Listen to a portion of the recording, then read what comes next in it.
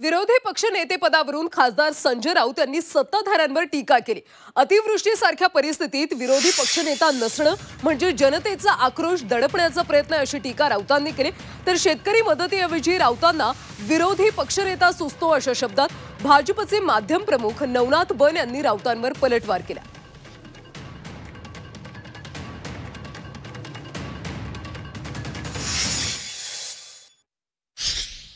अशा संकट समयी सरकारला मार्गदर्शन करण्याचं काम जनतेचा आवाज म्हणून विरोधी पक्षाचा नेता जो असतो तो आवाज उठवत असतो आणि त्यातून सरकारला दिशा मिळते।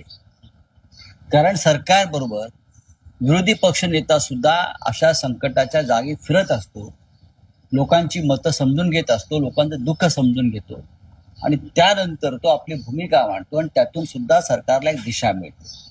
पण या राज्याचे मुख्यमंत्री देवेंद्र फडणवीस, या देशाचे पंतप्रधान नरेंद्र मोदी आणि या राज्याचे गृहमंत्री अमित शहा या तिघांनी लोकशाही विरुद्ध कट केले, कारस्थान केलंय आणि या तिघांनी महाराष्ट्राच्या जनतेविरुद्ध सुद्धा कारस्थान केलेलं आहे आणि या तिघांनी संपूर्ण राज्याच्या विरुद्ध आमच्या कारस्थान केलं।